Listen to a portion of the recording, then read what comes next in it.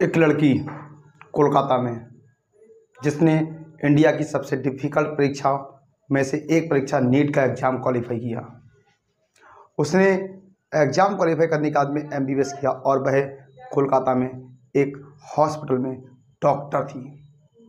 एक लड़की जो लोगों के लिए एक भगवान बनकर लोगों को बचा रही थी। उसके साथ क्या होता है और राक्षस लोग उसके साथ क्या बिहेव करते हैं, हम जानेंगे इस वीडियो में। बने रहिए वीडियो के अंत तक और देखते हैं कि आज के दौर में हमारी दुनिया में, हमारी इंडिया में लोग कैसे बेरहम, कैसे राक्षस हो चुके हैं। आपका स्वागत है, वीडियो के अंत तक बने रहें और चैनल को सब्सक्राइब करें, शेयर करें, लाइक करें, जिससे कि मेरी आने वाली वीडियो आप तक जरूर पहुंच सके। क्या गलती थी इस लड़की की? बस यही कि उसने इंडिया की सबसे डिफ़िकल्ट परीक्षाओं में से एक नीट का एग्ज़ाम क्वालिफाई किया। क्या उसकी गलती ये थी कि वो एक बड़े हॉस्पिटल में एक वो डॉक्टर का कार्य कर रही थी? क्या गलती उसकी ये थी कि वह डेली कई मरीजों की जान बचाती थी? क्या उसकी गलती ये थी कि वो एक डॉक्टर बनकर मरीजों की रक्षा कर रही थी? हमारे इंडिया में डॉक्टरों को भगवान का दर्जा दिया जाता है कि भगवान तो ऊपर बैठा है ना, भगवान तो ऊपर बैठा है, लेकिन नीचे हमारे लिए डॉक्टर ही भगवान है। लेकिन शर्मसार हो गई वो दिन, शर्मसार हो गया वो समय, शर्मसार हो गई वो डॉक्टर की वर्दी, वो डिग्री, जब ये घटना होती है। शाम को 10 बजते हैं, डेली माँ अपनी बेटी को कॉल करती है और हमेशा की तरह पूछती है कि बेटा खाना खाया? वो लड़की हंसते हुए कहती है हाँ मैंने माँ खा ली, अभी नहीं खाया है, लेकिन मैं हाँ खाने वाली हूँ।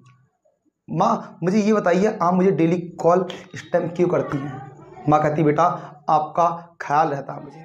वही थैंक यू माँ, मैं पक्का खाना खा लूँगी थोड़ी देर में। माँ वही ठीक है, बेस्ट ऑफ लक।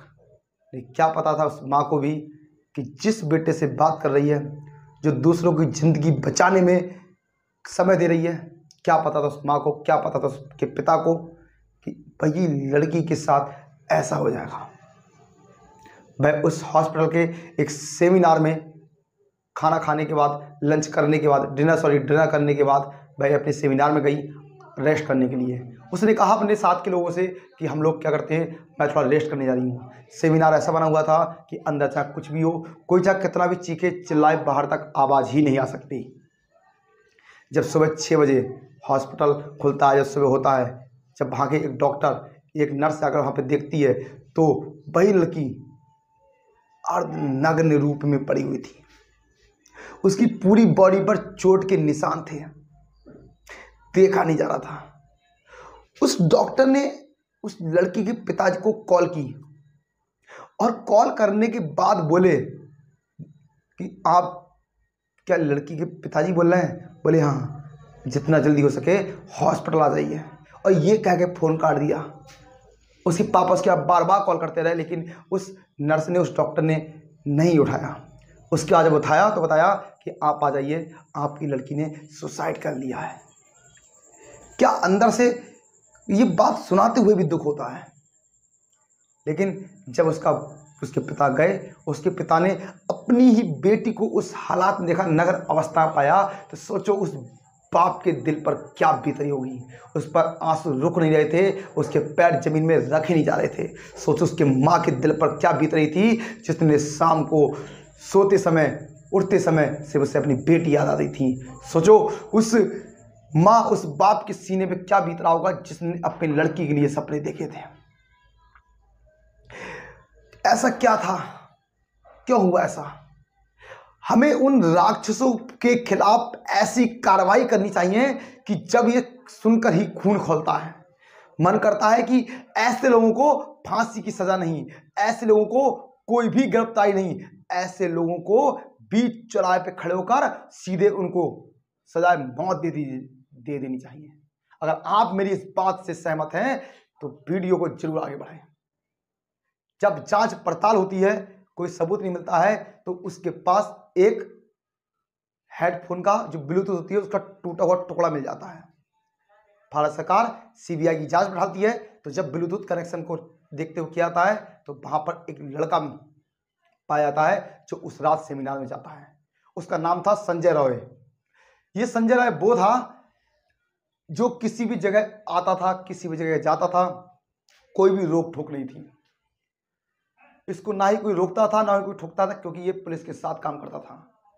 आम लोग, आम जनता के लोग इसे पुलिस वाले समझते थे।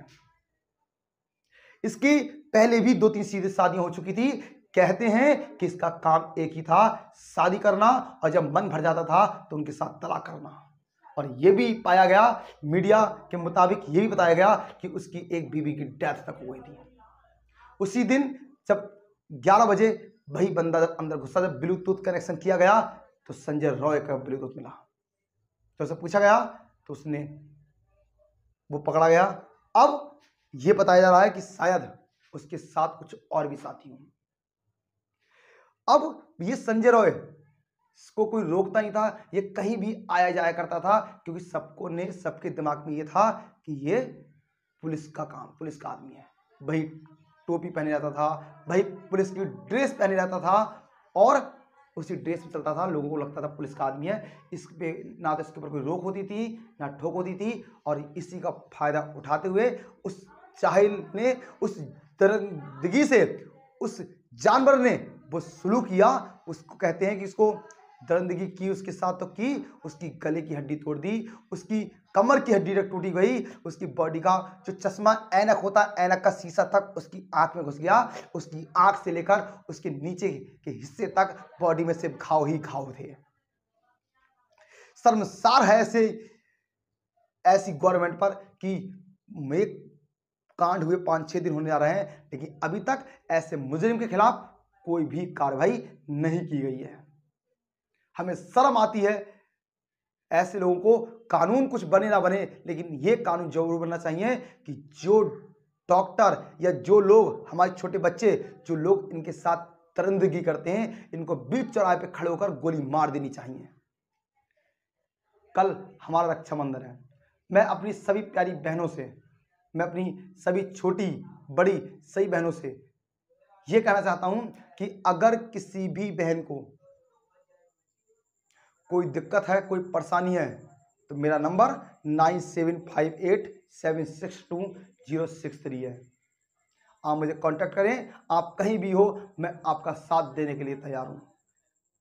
सभी मेरी बहनों को रक्षाबंधन की बहुत बहुत शुभकामनाएं। और साथ साथ अब मैं आपसे एक बात कहना चाहता हूं कि आप जो घर से बाहर जाते हैं पढ़ने के लिए या किसी जॉब के लिए, अब आपको अपने बैग में कॉपी किताबों के साथ साथ ईंट पत्थर और आपको हथियार और आपको मिर्च लेकर जाना चाहिए, क्योंकि पता नहीं कौन सा जानवर कब कहां मिल जाए। और ऐसे जानवरों के लिए कोई भी दया भाव नहीं दिखानी है, सीधे एक्शन करना है, क्योंकि ये वो जानवर होते हैं कि जिनके लिए अब क्या बदला देश में। आज से 12 साल पहले निर्भया कांड हुआ, जिसमें कहा गया कि अब शायद रुक जाएगा, लेकिन क्या रुका।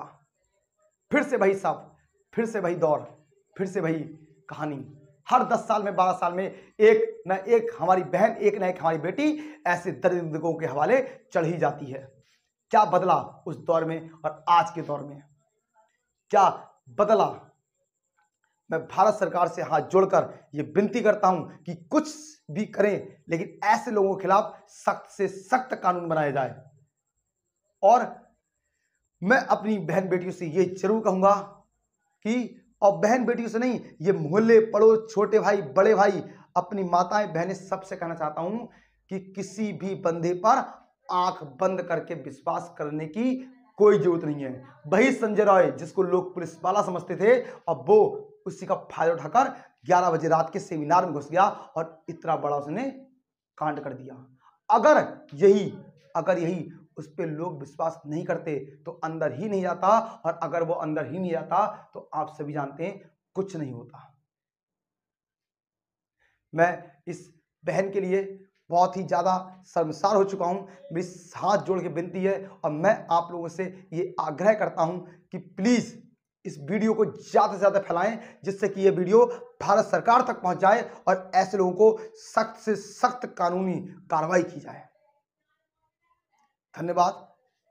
Thank you.